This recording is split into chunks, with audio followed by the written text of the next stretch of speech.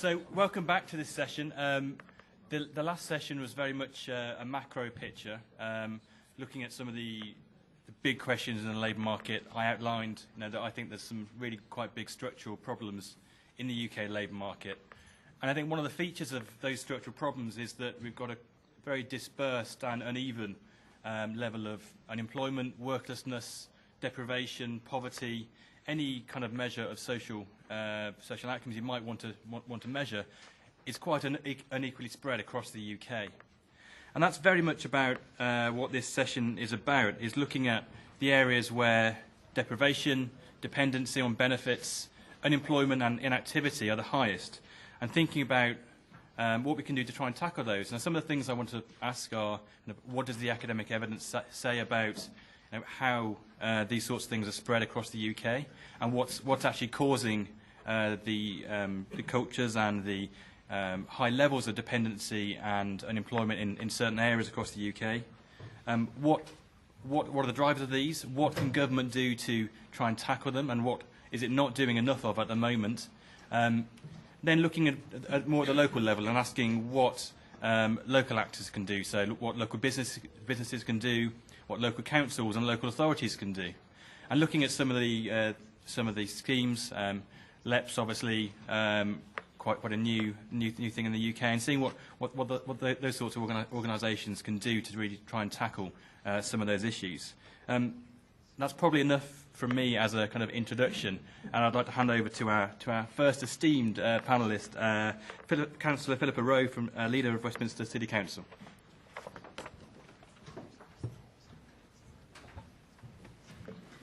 Good morning, and thank you very much for inviting me here today to speak.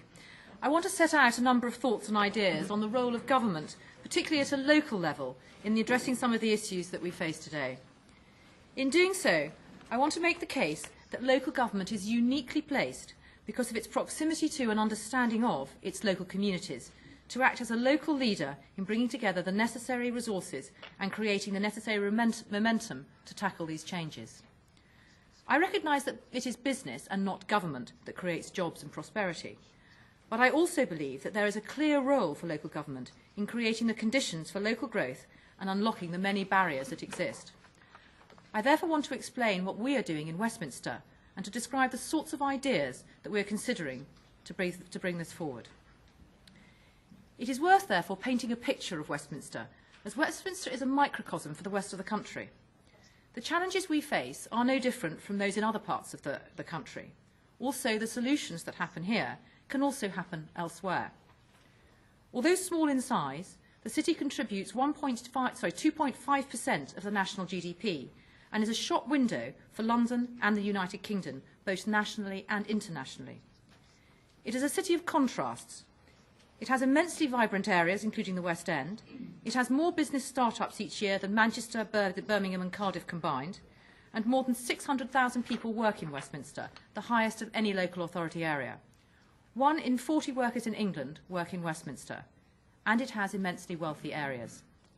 Yet, despite its success, Westminster has pockets of significant deprivation, where the majority of households do not work, and where there is an acceptance of worklessness that is passed down from one generation to the next. This is then a city of contrasts. So in a city that, were it were a country, it would be the 67th largest economy in the world, greater than Croatia and the Baltic states, we have areas with some of the highest rates of social deprivation and worklessness in the UK. And of course, the impact and consequences of such inactivity and dependency are significant and well known and documented thanks to the work of the Policy Exchange and others. Quite apart from the obvious costs, such dependency and inactivity creates alienation and in turn family breakdown, addiction and a cohort of willing recruits for gangs. In 2 years, we have seen incidents of youth violence in Westminster rise to the 4th highest in London, and where shootings have now taken over from stabbings as the preferred means of gang initiation and revenge. I have only been in the job for just over a month now, but I am already clear that my priorities as leader of Westminster and those of the City Council need to be creating growth, creating jobs, tackling crime and tackling dependency.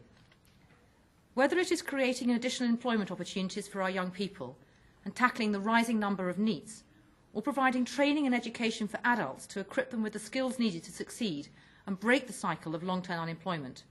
I believe this is what councils should be doing. And why? The equation is simple. Creating growth will create jobs, which will lift people out of welfare and give them hope and opportunity, denying gangs fresh recruits. Using the entire workforce will only be achieved if we can provide the right economic conditions, the right jobs and the right skills for our communities. But we need to get into those hard-to-reach areas, those traditional no-go areas. And if we succeed, then we will need to take a uniquely local approach. As we have seen from the past few decades, the top-down centralist approach tried by previous governments has resulted in expensive failure. Instead, only by thinking and doing locally will we succeed.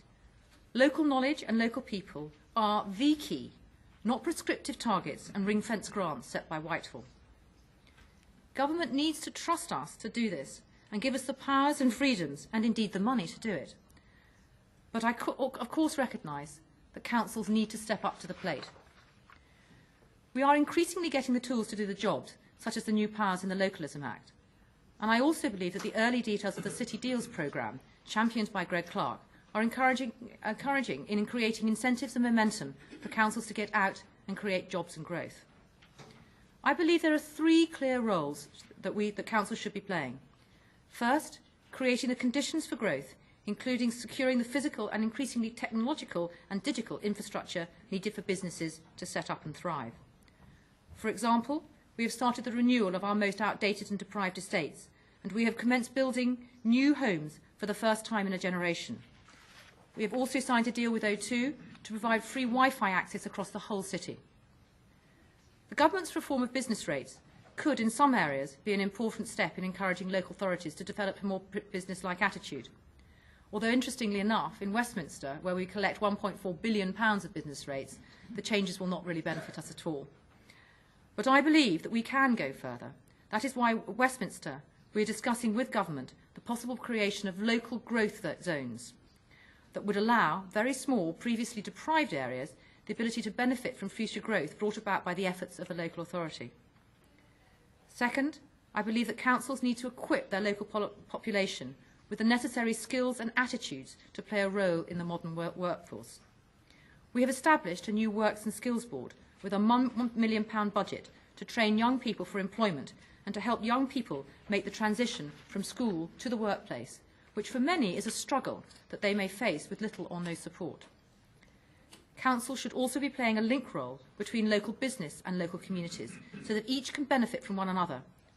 We are developing a groundbreaking partnership with local businesses to offer 2012 new opportunities for young people to attain work experience or enter employment this year.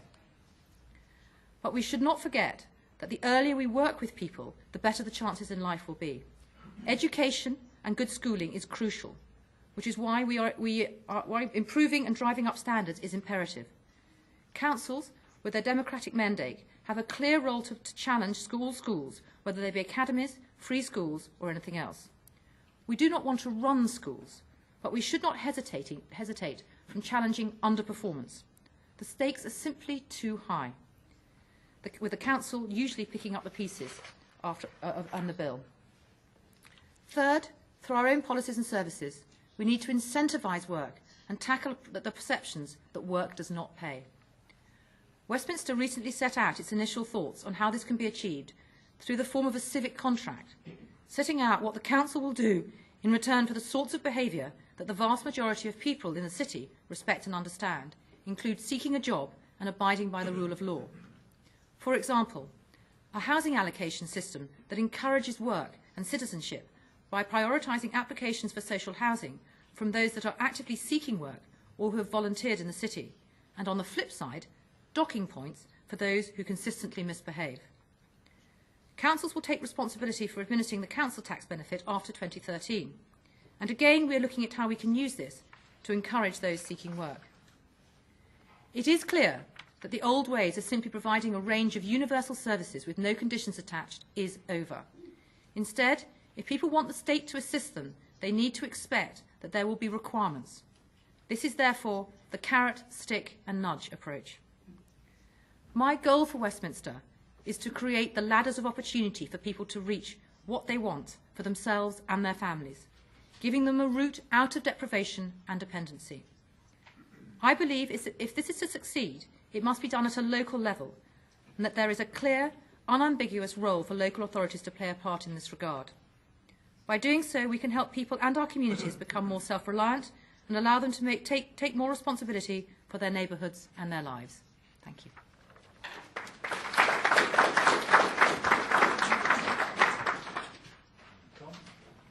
Tom Ironside, Director of Business and Regulations, British Retail Consortium. Good morning.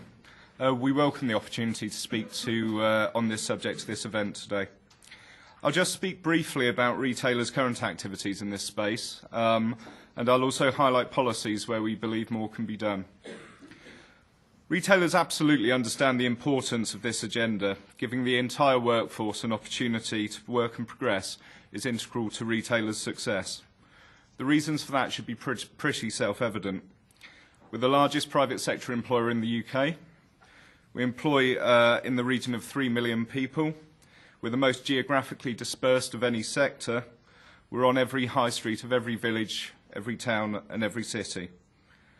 Our members are keenly aware of the need to play their part in providing real work opportunities to people from all backgrounds. We place extremely heavy importance on the diversity of our workforce. We employ a far greater proportion of part-time staff than the average for the rest of the economy. That's 55% in retail versus 31% for the rest of the economy. We employ more women, we employ more under 25s, and we employ more people who do not hold a degree or higher education qualification. Indeed, 1 in 6 employees without any formal qualification at the time of recruitment works in the retail sector. At the same time, the evidence also shows that when we take people on, we invest in them. Annual per capita investment for the retail sector exceeds that in both manufacturing and financial services. It's equivalent to almost £1,300 per annum for every employee. And all of this is much more than just good CSR. It's integral to the success of member businesses that people from all backgrounds and in all locations have real opportunities to work and to prosper. The breadth of initiatives underway at BRC members currently illustrates the point. One of the UK's largest retailers is leading the way in assisting unskilled young people into work. Companies in the scheme take on unemployed people through the Youth Contract Wage Incentive. They then use that funding to invest in training and support for other young people who lack the skills to enter the workforce. Another large retailer has opened 26 regeneration partnership stores. These are located in deprived areas, have created more than 3,000 roles for young people, and it's for people who have been out of work for 6 months or more. Others work closely in relevant geographic areas with the relevant government agencies. They recruit long-term unemployed people, frequently with learning difficulties or other considerations. And it's not only the largest companies. One small retailer has put in place a scheme to train and create jobs for people leaving prison. The company holds training workshops inside 3 or 4 prisons across the UK, and this has directly led to prison leavers obtaining employment with the same company. These are only a few examples of initiatives currently underway at retailers. Similar ones can be found across the sector. The crucial thing is that these initiatives work for everyone. They work for prospective employees, they work for the businesses, and they work for the communities in the areas concerned. Turning to the policies to support people back into work, we think that the government's focus is right. The work programme and universal credit are welcome measures to start to address welfare dependency. We need to help people to move into work, but ensure that they do not risk their income in doing so. The system must be aligned to encourage work and job search at all stages. We support broader industry calls for, firstly, job centres that focus more closely on getting people into work, not on assessing benefits. Looking for a job should be no less of a commitment than working. Secondly, further practical means should be found to change benefit rules that currently make work the less attractive option. The universal credit will clearly help by reducing the withdrawal rates of benefits to make work pay better and shorten the period before benefit payments resume, but we could go further. Benefit payments could be suspended, not cancelled, when someone initially takes a job. And we're also interested in the ideas around community budgets to address broader barriers to work in localities, with particular challenges, aligning spending to locational needs so that it's proportionate and effective. Beyond that, and more broadly, it must also be about the growth agenda, and I don't propose to go into that in greater detail right now, but helping businesses to maximise their contribution to both maintaining and creating employment has to be crucial. I think that what we would say is that we fully recognise that a good start has been made, but we'd urge more progress to allow businesses to maximise that contribution.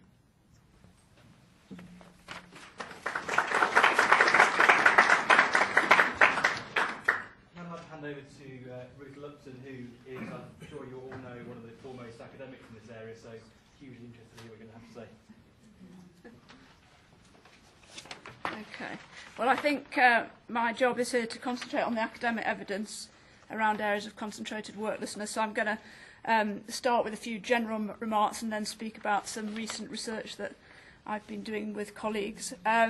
So the first thing I think is the academic evidence doesn't really support an alarmist debate framed in terms of cultures of dependency and areas of exclusion from mainstream society and so on. So typically small areas have rates of out-of-work claiming of about 10 to 20%. About 10% have rates of 30% or more, and there's a very small handful with more than 50 or 60%. So, and not all of those people who are claiming out-of-work benefits will be long-term dependent on out-of-work benefits. So I think also there's not really, although gaps are widening between the poorest areas and others, that's always the case in recession. So I think that we're seeing evidence of a cyclical effect, not evidence of a worsening underlying trend. So I think if we want people in the lowest income areas to have the best chances of employment, it's not really in anyone's interest to frame policy discussions with an alarmist and stigmatising language about detachment from mainstream society and so on. And I also think the language of economic shocks is unhelpful, though it's not strictly wrong. And in the main, those areas with very high rates of out-of-work claims are areas which we're dealing with a problem of permanent economic restructuring, which over a period of, built over a period of 20 to 30 years, combined with underinvestment in public services and facilities. So you've got a set of interlocking problems: poor health, lack of expectations, high crime, and so on. So work policy on worklessness needs to be supported by ongoing investment in neighbourhood management, high-quality public services, subsidised amenities, and so on, and with a holistic and long-term approach. And I think that the last government had got that right up until 2007 when they ditched that policy. I personally think we need to see that come back. Aside from those general remarks, just a handful of findings I'd like to draw your attention to from a recent project I've been conducting with colleagues, including Anne Green from Warwick University, who's in the audience, for the Joseph Rowntree Foundation, on the experiences of young people from deprived areas looking for work, in particular low-skilled occupations, in 3 local labour markets. And what we did here was we interviewed employers, intermediaries, job seekers, and unusually we also conducted a controlled experiment to test whether there was postcode discrimination in employment. And the key findings from this were that despite very wide public perceptions among the general public that employers would discriminate against residents from these kind of areas, the experiment that we conducted found no statistically significant evidence of postcode discrimination at the stage of being invited for an interview. These were well-qualified candidates with good experience, and there are only certain types of jobs. But on this evidence, we think that job seekers should be encouraged to apply without fear of discrimination on the basis of the reputation of their area, which is good news. Secondly, we found very substantial variation in the kind of work available, the recruitment methods and the chances of getting work between local labour market areas. So just to give a couple of examples, in one area which had a strong retail sector, employers were used to and receptive to speculative applications, and they used shop window advertising, whereas in others those practices weren't successful for job seekers. Employers didn't really use them. And interviewing job seekers, we found they weren't necessarily clued in to the way that the employers were operating, in particular local labour markets, and particularly they weren't really clued into the necessity of jumping on vacancies almost as soon as they were advertised. So this suggested to us that employment programmes and advice need to be closely based on local intelligence and knowledge, which supports the comments which Philippa was making earlier. Particularly, we really need to understand what employers are doing rather than simply focusing on job seeker effort. So there's a role here, I think, for LEPs and for local businesses. And finally, I just want to say we really need to concentrate on material realities as well as attitudes and aspirations. So 3 small things here. Firstly, the internet. We observed, and it's been found in other research, that employers are increasingly moving to internet advertising and email correspondence because it's cheaper. And in some cases, we found selection takes place in real time. The job's advertised in the morning, you email in by lunchtime, and you get a response from the employer in the afternoon. So people who don't have the internet at home and can operate like that are really seriously disadvantaged. Employers advertising shift work and antisocial hours have a preference for people who live nearby or who have their own transport.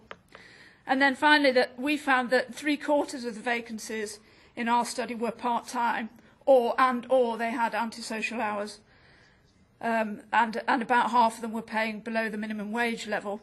And although many of the job seekers said they were prepared to take any job, jobs with minimal, in some cases, 0 hours contract, and antisocial hours really pose real constraints for people who are trying to combine several jobs, who didn't have their own transport, or who would incur significant costs such as travel, childcare, or uniforms in taking work. I personally find it hard to know what to do about this in the current environment of public spending constraint.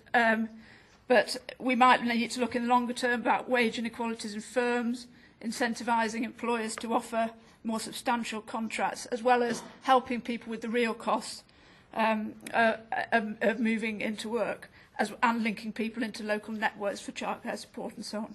So 3 or 4 points to finish. So take the alarmism out of the debate, focus on measures that remove constraints, locally tailored strategies based on up-to-date intelligence, and think about how we need to restructure labour markets to offer better work. I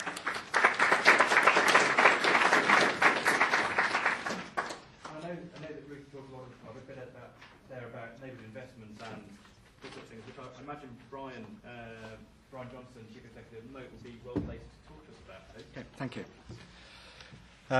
Thank you. Great opportunity to talk here. I run a housing association managing about 20,000 properties around the South East, so largely Kent and Sussex and Essex. And to give you a sense of it, around 2/3 of our residents will be on some form of benefits or other. That just gives you a sense of the dimensions. And I think my organisation's been through, or is going through, I should say, a bit of a paradigm shift at the moment. I think historically what we've been keen to do is manage the statics of housing, so making sure there are roofs over people's head. I think in the future, much more of what we do is going to be around the dynamics of housing. So really seeing as a success someone moving from housing where they are dependent on some form of state subsidy into a tenure which is not dependent on state subsidy.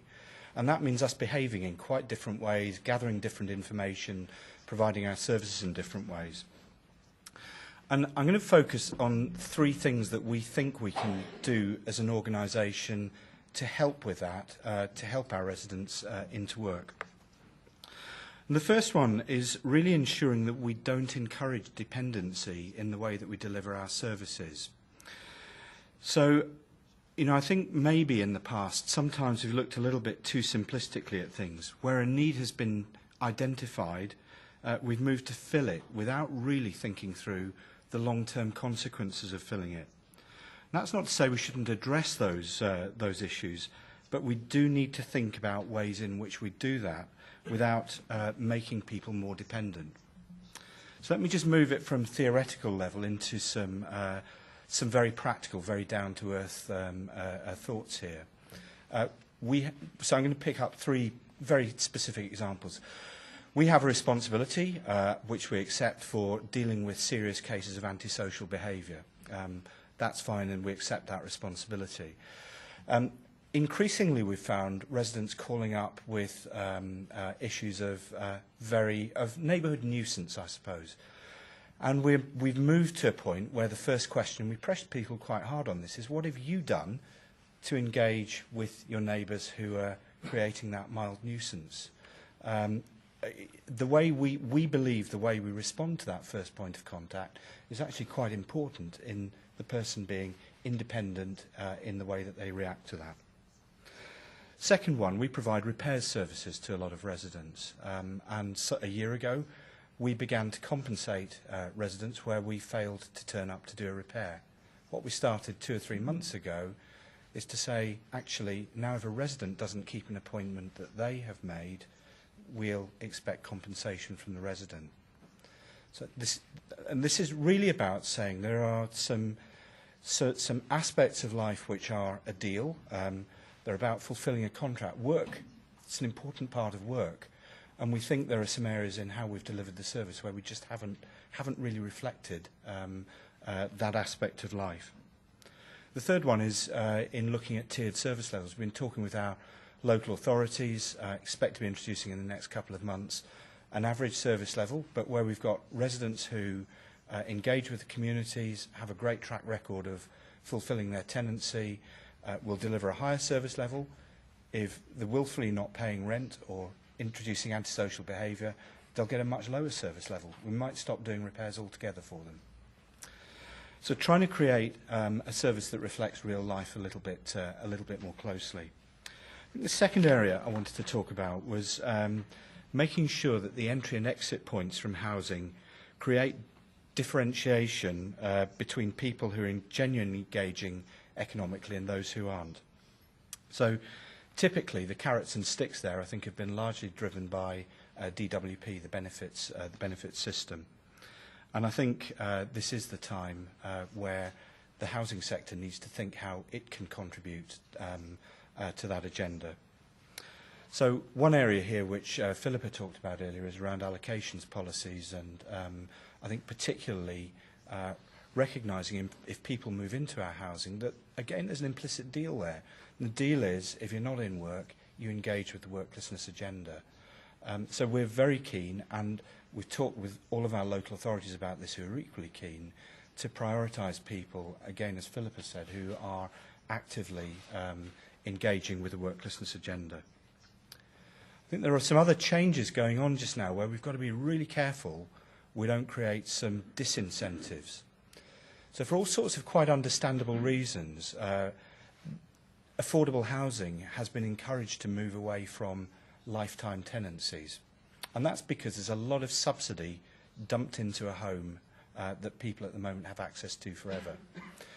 And they've been encouraged to move to shorter fixed-term tenancies. I think we take a slightly different view on that, and we're in the process of designing a tenancy that retains lifetime tenure, but recognises, so at no point will someone be told you can't live in the home. But as people's financial circumstances change, we might want them to pay more rent, up to market rent levels. We might encourage them onto home ownership, not through right-to-buy equivalents, but through some well-established and I think financially more effective routes like shared ownership. But this is some of managing the dynamics of tenures and avoiding some of the disincentives, I think, that we might inadvertently create through some of the other things going on at the moment. I think the third area I wanted to talk about, where I think the housing sector has a big role to play, is in tackling worklessness directly. I and my colleagues who run housing associations and local authority housing teams have direct contact with a huge proportion of the population who are out of work. There's a lot that we can do to engage with work programme providers and potentially organisations who can offer employment or at least work experience. We're all, and a lot of that's going on in the housing sector, we're all doing it in slightly different ways. Certainly Motor's decided not to become a work programme provider. That's not what we see as our expertise. But we're pretty confident, or we're getting very close now to some deals with work programme providers to really lock ourselves into their programmes and to feed residents into the work programme. I guess just to finish off, really, those three areas, you might justifiably be saying, well, no, this is all great theory, why aren't you just doing it? I think the other thing I really wanted to say was this is quite challenging change, all of this. Huge internal inertia to making some of these changes happen. It's managing the dynamics of housing is challenging some of the, I think, older ways that a lot of certainly my team have operated, and changing the way that we deliver the service. Again, it's a very, very different ethos. But we do believe in the next year or two we'll A, have the services delivered in quite a different way, B, will be making use of the entry and exit routes from housing to encourage employment, and C, will be engaging with and playing our part in the chain of events that gets people back into work. Thank you.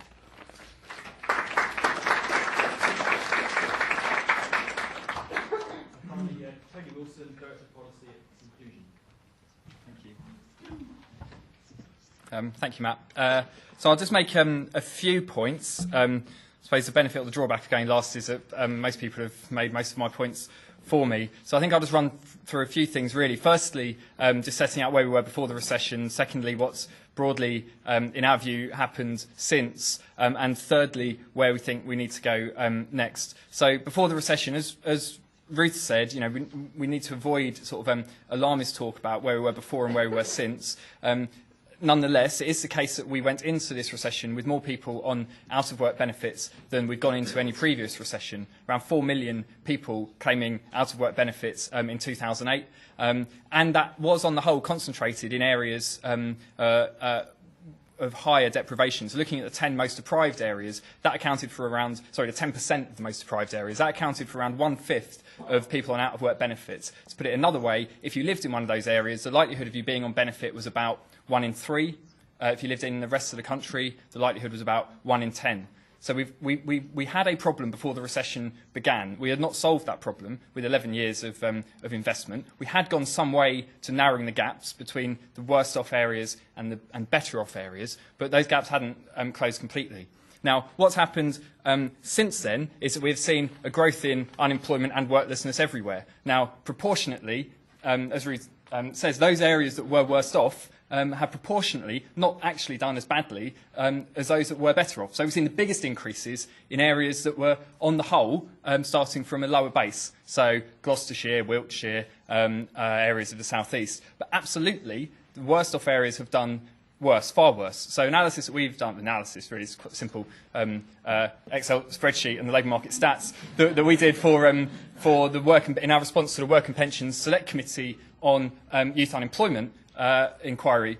I mean, we just demonstrated that for the 20 local authority areas at the highest unemployment, JSA claimants as a proportion of population before the recession began, they on the whole, they on average have seen an increase of 6.3 percentage points. So 6 more people in those areas, young people, on JSA than were previously on JSA. For the rest of the local authority areas combined, the average was about 4 percentage points. So the gap has widened. Of course, those areas that were worst off had far worse unemployment. So they've had about a 70% increase, whereas the rest has had about 100 and something percent increase. But now, in those 20 areas, those 20 local authority areas, which are in across the country, but mostly South Wales, West Midlands, North East and the North West, they've now got an average of about 15% of young people, 1 in 6, is that right? 1 in 6 young people are claiming JSA. The rest of the country, it's about 8%. So, you know, these are big difference, big issues, concentrations of worklessness. An even better analysis in the Akivo report, David Miliband's Commission on Youth Unemployment, published by Akivo, identifies 152 hotspots below local authority level, ward level, really high youth unemployment, where claimant unemployment, more than twice the national average, and about 1 in 4 young people not in education, employment or training. And they found, actually, those hotspots exist everywhere. They're in every region of the country, but they're particularly concentrated, again, in South Wales, in the urban belt in Scotland, in the North East, and to an extent in the West Mids and the North West as well. You know, these are areas of disadvantage where the number of people, the proportion of people out of work and on benefit is far greater than other parts of the country. That problem has existed for decades. We haven't solved it before the recession, and in absolute terms, I would argue, it has got worse since. Now, the reason I concentrate on young people is because young people is where you see the greatest cyclical impact. I think Ruth is absolutely right. This is primarily a cyclical problem, and we see that in the large growth in youth unemployment. But also those areas are associated with sort of post-industrial decline and also with low skills. So there is, in terms of actually the rise since the recession, not just where they are now. So there is evidence still that this isn't necessarily, well, it might actually be largely cyclical, but there is also other characteristics in that rise. So a problem, we would argue, I would argue. Now, what can we do about it? I think there's a couple of points, 4 points really, I would make. The firstly is just to build on, I thought, the excellent contribution from Councillor Rowe around the real importance of supporting local partnerships. Firstly, to break down the barriers that get in the way of them doing their jobs, and secondly, actually supporting them to then go and do those deals. And I don't think there's been progress on those, but I don't think we've done enough. So yes, that means full steam ahead on city deals, where cities are able to bid to get more local control. And yes, full steam ahead on community budgets, which, as Dave Simmons said this morning, my chief exec said this morning, you know, we do think we've run into the buffers a wee bit on that. But it also means making, as far as we can, making things simpler everywhere. So work we did for the Local Government Association, looking at fragmentation of services for young people, and it's on our website, we identified 47 separate funding streams that are supporting young people, 16 to 24, in learning and in work. 47 current and future funding streams.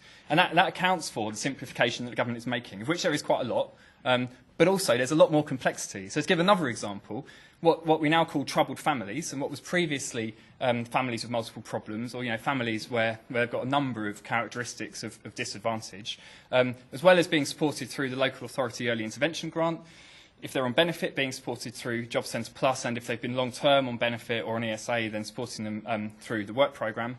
But then we also have had all of DWP's European Social Fund money invested last year in a new programme for families with multiple problems. We've then had a payment by results system from communities and local government, which is on separate indicators, paying for outcomes in supporting troubled families. There's obviously skills funding, which isn't linked to outcomes, but is supposed to target local need. There's payment by results and also investment in through the rehabilitation revolution in supporting offenders. Any number of, I've missed some as well, any number of funding streams. We must make this simpler, easier said than done, but we should certainly try to align the incentives that we're paying people for, and we should aim to provide more support, critically, in enabling local partnerships to join up, so removing some of the complexity that exists in contracts that can raise issues around double funding or perceived issues around or issues that prevent partners from working together.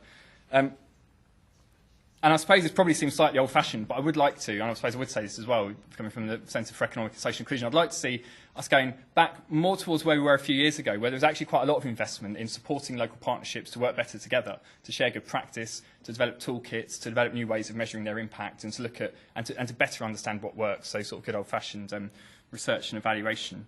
And with that, I think, as Councillor Rowe has said, there does need to come greater accountability. So greater accountability on local partnerships to then deliver results and being much clearer on what those results are that we expect or that we would like to see.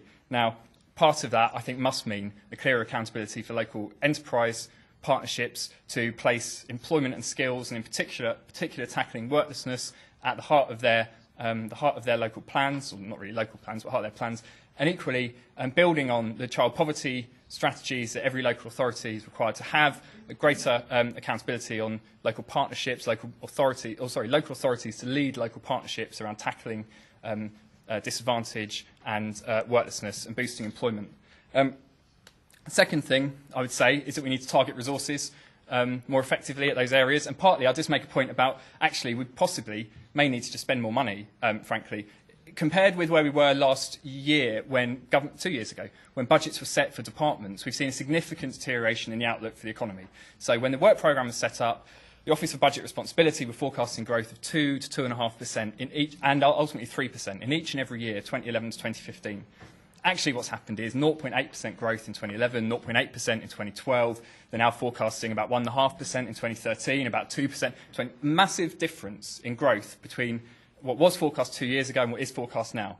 Now, our analysis we've done, again, it's on our website, shows based on DWP data, there is a clear link between growth and job outcomes. So where GDP reduces by about 1%, we think job outcomes in employment programs reduces by about 10%. Now, up to 2012, there's been a 1.7% reduction in growth forecasts compared with when the work programme was set up. We think, all other things being equal, purely as a result of deteriorating labour market conditions, there'll be 90,000 fewer people in work through the work programme. That's not the provider's fault. That's not because the work programme is failing. It's because the economy has got worse. So we do need to address this. Labour market policy to support people furthest from work, needs to increase the support available as the economy gets weaker. It cannot reduce the support available as the economy gets weaker. There's something fundamentally not working there. So that's why we supported the youth contract, the wage subsidies in the youth contract, because that serves to increase the funding available to support people who are long-term unemployed back into work. But there is a case for going further. We'd like to see the youth contract resources targeted at areas of greatest need. And I would also think we need to do much more work about thinking about how we can invest more money in the most disadvantaged areas, which to my mind are the areas where there's the greatest risk of people being parked, if you like, of support, not enough support being made available. And that could mean, for example, as Dave said this morning, a kind of job seekers account or similar, where there's funding made available locally, perhaps held in a dual key between local authorities, local partners and work programme providers, to enable them to access more support to get back to work. It doesn't change the work programme outcome payments, doesn't change the funding model, but it puts more money in there locally, and we'd like to do more work on that in the coming months. And as well as that's all I'll say on targeting resources. I think there's quite a lot of other things we can do on that. But building on this, I would also say that we do need, to my mind, a clearer focus on jobs alongside the government's focus on growth. We do have a strategy for local growth. There's quite a lot to it.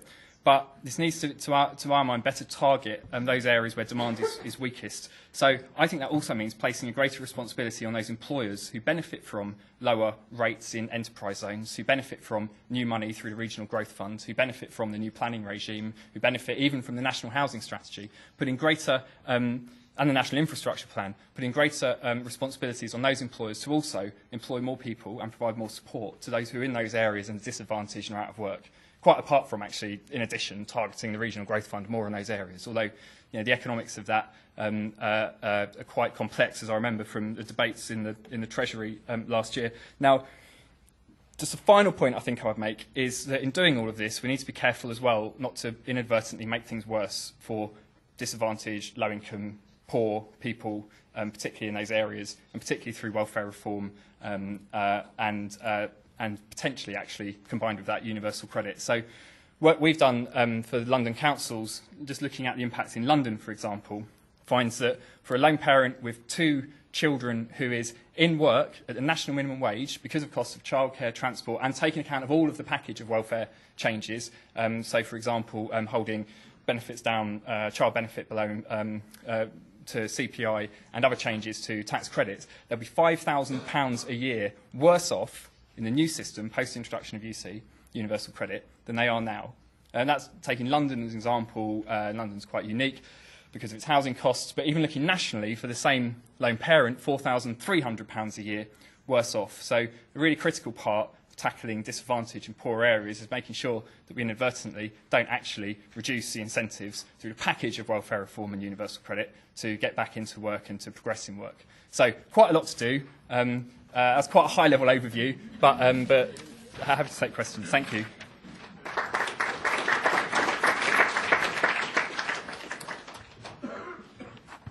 So, thank you very much to the panellists so far. Apart from Tony, who overran horrendously, so I'll be having words with him later. We've got plenty of time still, though, so it's not too much. I'm conscious that I've hogged a lot of the questions so far, so I'm going to open up straight away to questions from the floor. Perhaps we'll take a couple. We'll take three, and then if you could think about some answers. So 1, 2, 3. Yeah. No, sorry. Yeah. If you could just say your name and then who you... Sheffield Hamilton University. I'd like to challenge what I think is what I would describe as the London-centric view of the labour market. And that's not simply because I'm an academic based in Sheffield.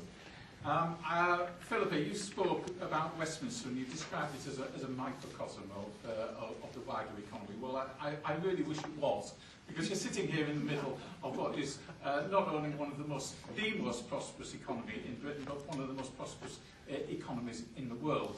Now, that's not to say that you do not have problems of worklessness in certain parts of your borough. Of course you do. But that is largely a reflection of residential segregation between rich and poor areas where people are able to live within the wider London labour market. Up north, in large parts of Britain, the problem is quite different. The problem is one of a weak economy and a deficient demand for labour that is found not just in one borough or district in isolation, but often across large swathes of the country. You look into the neighbouring district and that's got problems, and the one beyond that, and the one beyond that. The good news is we actually do know what works up north in those places, and it's economic growth. In the long economic boom between 1993 and 2008, we did bring down numbers out of work on workless benefits. Initially, we brought the numbers down on job seekers allowance from something typically around about 15% down to about 5%. Once we got down to historically low levels, we even began to erode the numbers on incapacity benefits. Not as much as we should have done by any means, but the numbers began to fall. Steve, are you going to have a question? And I know you're going to have a question. These things need to be said. The problem up north is that growth has stopped. And if anything, the economy is going backwards. Unless you get the economy right, you're not going to get the labour market right. I still don't think there was a question in there. Do you have a question? In that case, we'll go straight backwards then. Hi there, Ben Walker from the Parliamentary Resources Unit. And there's 2 points, if I may. The first one to you, Philippa, most directly. I completely agree with your analysis of the problems. I completely agree with you that local government actually has a big role to play. I think the key problem with all of this, and it sort of leads me to my second question, is that the DWP is so overly centralised, and there is actually a real problem with the incentives for local authorities to do this. You mentioned council tax benefit. I don't think there are many local authorities that are actually looking forward to taking on that responsibility with a 10% cut. So 20%. I think there is a real issue about how government actually structures it, and I think there has to be some element of payment by results also for local authorities if they're really to fill the role that I think you and I both envisage they can play. The second point is, I think this is something that you and I have discussed before, Matt, is actually about, we've got the work programme, we've got the troubled families money, we've got the community budgets and things like that. And to me, we're all working towards the same outcomes in a lot of those three programmes. They actually tend to be dealing with a lot of the same sorts of people. Of course, there's variation on the spectrum, but I think, and as you said, Tony, there's 47 sources of funding. To me, there's actually got to be a much better focus, and I think we're probably duplicating and wasting quite a lot of money, which is not in great supply at the moment. And I think we really have to start coalescing those sources of funding and actually really focusing on outcomes rather than what we call this, whether it's troubled families or the work programme. We've got to bring those things together and actually focus on the outcomes. I think we'll probably take that question because it's quite a big one, and it also asked what I was going to ask. So perhaps start with you, Philippa. Yeah, shall I also pick up the point that was made earlier about, obviously Westminster is different in many ways, but there are similarities, even when it comes to worklessness. I agree that we are a tremendous economic hub.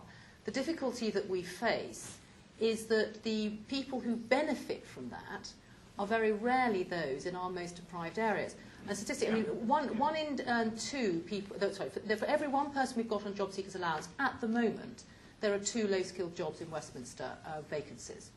A couple of years ago, that was 1 to 7. And we did some work to try and work out why is it that our local employers are not actually employing our local people, when it would make a lot of sense for them to do so.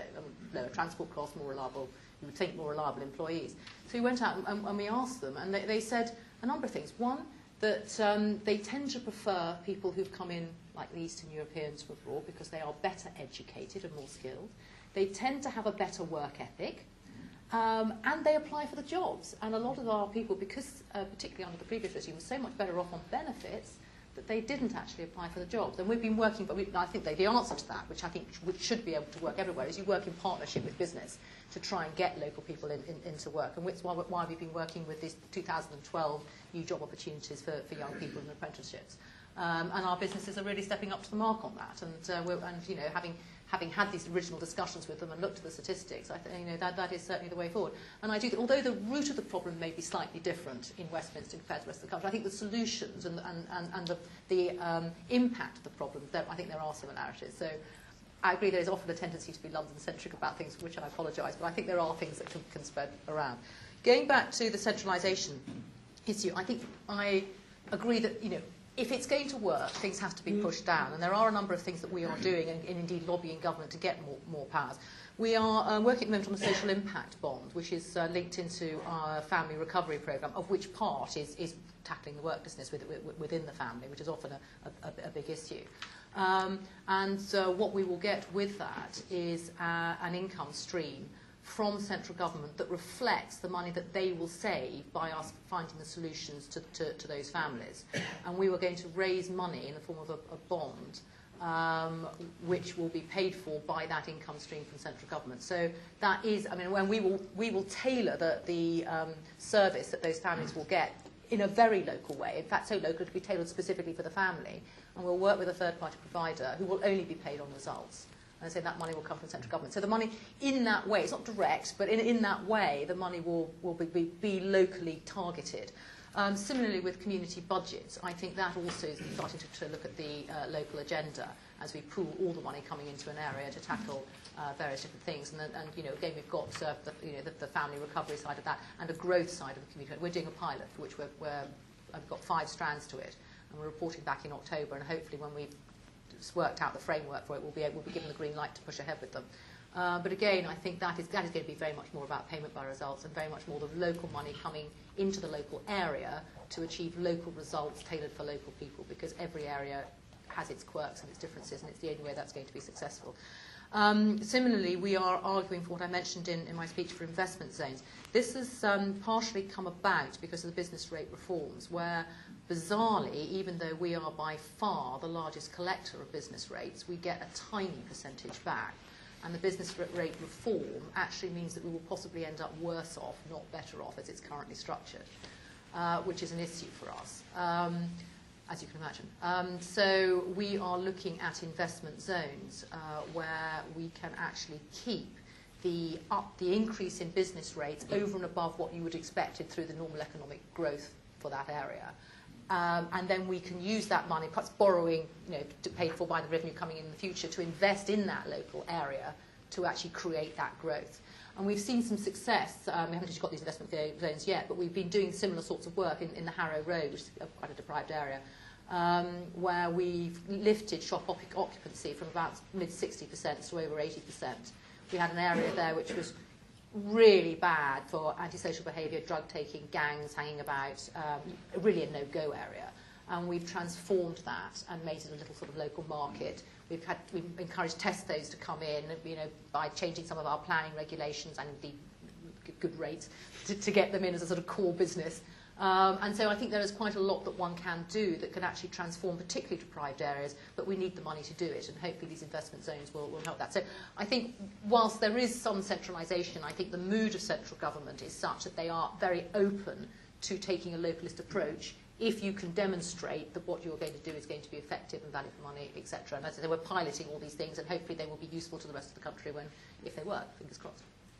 Tom, can I just pick up on some of Philippa's points there around the applications that businesses are getting? Is that something which you recognise from speaking to your members, that there's a lack of applications from unemployed people and, you know, potentially immigrants from, you know, are applying and getting that kind of? I have to say that's not something that we're hearing an awful lot of from our members. Our members would tend to say that they have quite tailored programmes which draw applications from within local geographic areas, irrespective of ethnic background or any other consideration. It's not something I particularly recognise, I have to say. Okay. There was a question behind the chap who just asked the question. Yep, and then we'll come down here. I'll take two at the same time. It's Kate Bell from the Postcode Discrimination. This might be a London-centric question, but I just wondered what the panel thinks the impact of housing rental changes is going to be on concentrations of work, particularly in London. And question just here. My name is Sudhir Jain, I'm an independent economics consultant. You talked a lot about improving the skills of people who are out of work, getting into work. Can I ask a question about the skills of the staff in job centre buses? Given the question of morale and given the cuts in public spending, the impacts on pension, has there been any focus placed on improving the skills of the people who are supposed to get other people into jobs? And while there was a short question, so we'll get one down here as well. Sure. Devin Galani from the Centre for Social Justice, just asking, what do you guys see as the face-to-face delivery model for universal credit looking like in 2018? Should we start with Brian, if that's all right? Okay. First of all, housing benefit changes impact, for a question from Kate. I think it's a question that's exercising us a fair bit at the moment, and I think we can see what's trying to be achieved through the housing benefit changes and buy into an awful lot of the outcomes. But I think there's some horrible impacts along the way, and the point to think about London-centric versus non-London-centric is true there as well. I think the impacts can look very different in different places. But just to illustrate, we know from the 1st of April next year we will have a 5% structural shortage in our stock of one-bedroom homes. So even if all of our residents who are under-occupying we could persuade to move in the next year, 5% of residents could not move to homes of the appropriate size and therefore will not receive housing benefit to cover their costs. And as a proportion of those residents go into arrears, I can no longer look those people in the eye and say, you shouldn't be going into arrears because the government undertakes to cover your housing costs if you're in the greatest need. Some really, really fundamental stuff there. Absolutely want to tackle under occupation, it's a nonsense, but there's some really big consequences. I think there's some subtle stuff coming down the track as well. I was discussing outside here. The overall universal benefit cap, again, we can see the logic of doing that. If that's not inflated year on year on year, that will very quickly knock on to affordable housing capacity in the future. One of my concerns, I think, at the moment is that we must ensure that the different government departments here really fully understand the consequences of the decision-making that they're taking. There are a whole lot of knock-on consequences, and decisions must be taken with a full knowledge of those knock-on consequences so that the right decisions can be taken. Perhaps Ruth, any thoughts on? Well, the only one I can really comment is the housing benefit change, and I'll keep that fairly brief. So, I mean, it depends in a way, doesn't it, what behaviours happen, to what extent landlords reduce their rents, to what extent households are able to make up the shortfall in income from other sources or cut back on other things. But if the moves of households out of inner London are as one might predict, the work done by Shelter shows that families are going to move out of better off areas into areas which are already more deprived and have weaker labour markets. So you would expect that concentrations of worklessness would increase as a result of those changes. Not a great news. Tony, any thoughts on Skills and Jobs Centre Plus? Yeah, I'll just pick up some of the other ones as well, if that's right, very briefly. On HB, I would just separate out sort of on the welfare cap. There's a really interesting question about how social housing providers will respond, which I think will largely drive the impacts of the overall welfare cap in London, because a large proportion are in social housing. But clearly the impacts could be significant. I think the uprating of HB by CPI in the longer term just seems like a disaster waiting to happen, frankly, if that's not changed in the coming years, because it will simply lead to much higher concentrations of HB, of receipt of HB in more disadvantaged areas. On Job Centre Plus skills, I would say Job Centre Plus really has kind of three core functions, to my mind. The first is around a basic conditionality regime, enforcing the rights and responsibilities that go with receiving benefit, particularly JSA. The second is a role around supporting more supportive advisor-led support to help people back to work, which increasingly is contracted out but continues for shorter-term JSA claimants. And then the third is its critical role as a coordinator locally, bringing together local partnerships and also bringing together local support, which it doesn't directly fund. Now, across all of those, Job Centre Plus is getting a lot more freedom and flexibility now than it's ever had before, and that flexibility began in April 2011. My concern is that I, perhaps a bit old-fashioned again, do support really a universal offer around that conditionality regime, if you like, and also around advisor support. And I think the evidence quite strongly supports the fact that when you reduce support for those who appear to be closer to the labour market, you can have greater impacts on unemployment. People will stay on benefit for longer, and those impacts can outweigh any savings from not supporting those who are closest. So while Job Centre Plus, I think, is doing a lot of good work now in targeting extra support at those who are more disadvantaged, I think it has to be careful not to do that at the expense of supporting those who appear to be closer to the labour market. And what we've seen since April is a deterioration in the rate at which people leave JSA at all points in the JSA time on benefit. So the proportion who's staying to 3 months to 6 months to 9 months to 12 months is going up and up and up at all points. And I do think there's something going on here which is about reducing support for people who appear to be closer to the labour market, which comes back to really, really investing in advisor skills, in developing segmentation tools, which Matt has done a lot of work on here, in policy exchange, and in sort of really sharing the evidence and what we know works. Universal credit, just very briefly, really interesting question. I mean, by 2018, there'll be more. I think there'll be more people on universal credit who are in work than are out of work. Should there be a face-to-face regime for people who are in work on low incomes? That's a clear implication in the policy, in the briefing notes that DUP have published to go alongside the Welfare Reform Bill. I think that's challenging. I think it would be very challenging to bring people out of their job and into a Job Centre Plus office to see an advisor, perhaps on a fortnightly basis or whatever, if they're working 10 hours a week. And I don't think employers would welcome it either. There's some good models of kind of telephone-based advisory support for people in work on low incomes. Tomorrow's People, for example, do some good work on this as part of their support for people to get back to work. More broadly, I think the face-to-face regime for people out of work, there'll be greater use of co-location, which Job Centre Plus is doing a lot of, and greater use of of IT and technology in particular. A lot of Job Centre Plus offices are investing in investing more in sort of web access PCs in their offices, touchscreen technology for sort of in their office and so on. Sorry, I'll stop there. That's not a bomb or anything, don't worry. It's a camera running out of paper, I think.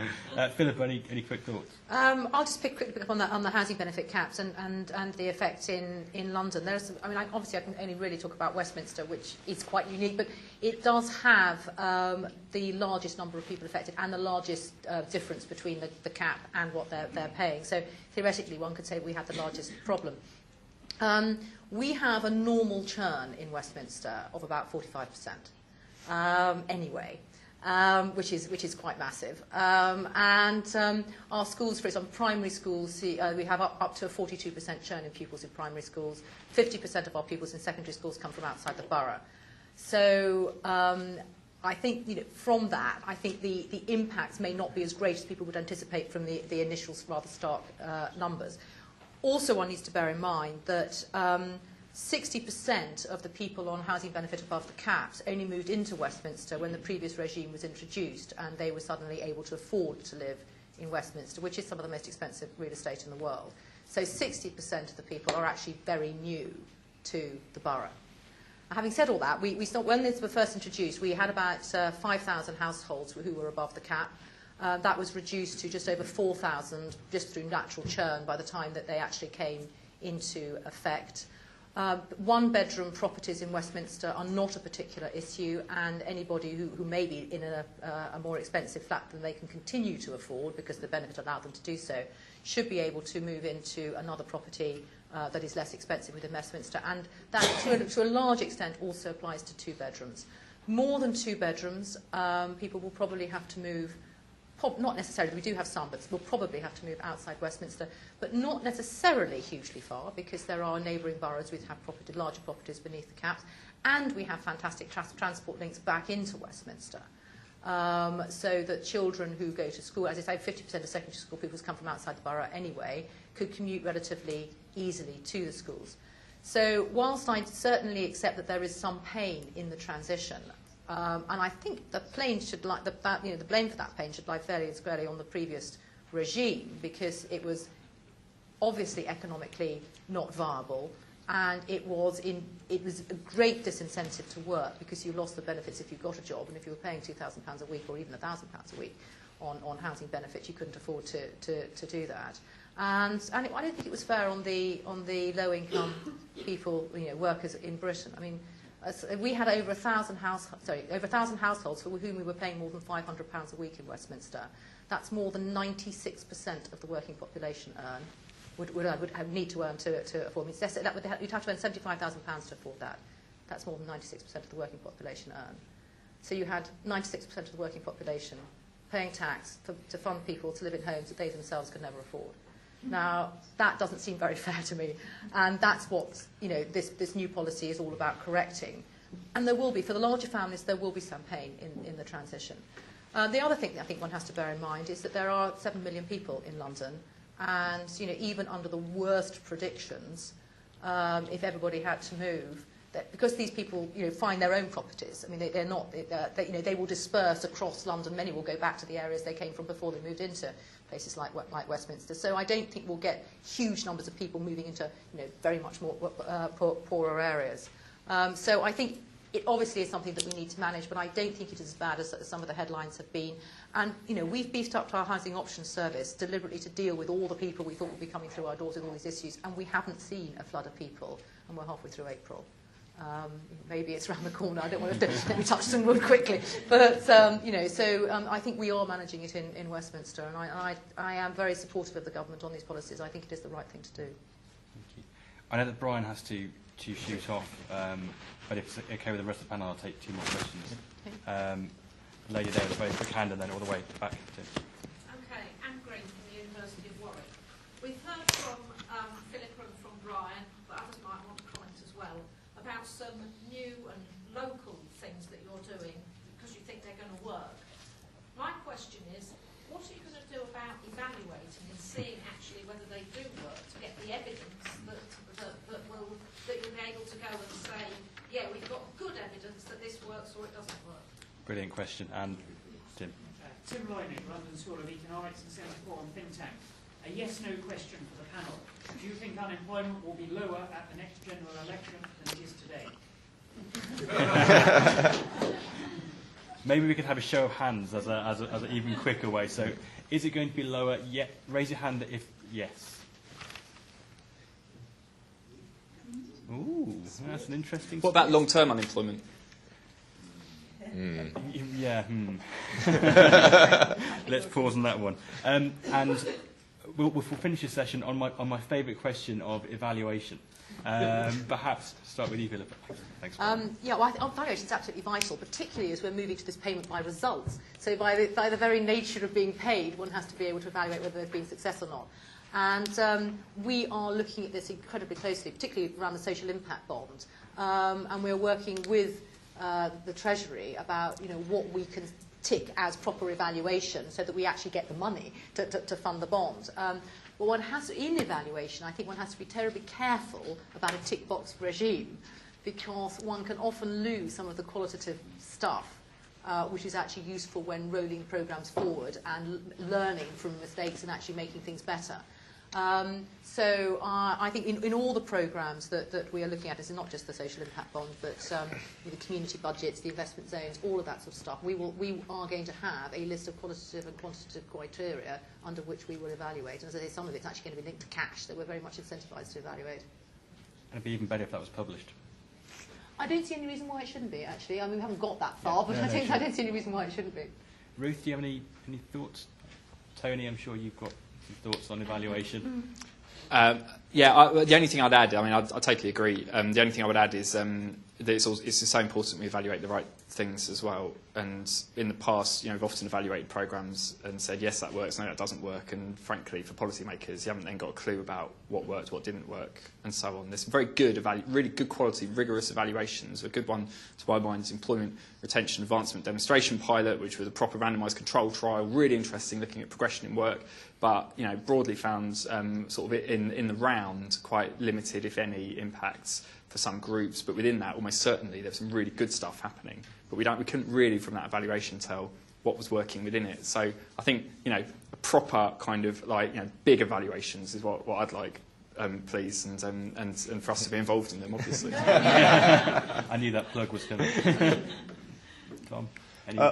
I think the only thing I'd say is I agree with Philippa and Tony in relation to the evaluation question. If it was one of our senior members sat here and we were discussing expenditure without appropriate evaluation, there'd be a look of horror. So yeah, I'm sure we'd be behind that approach.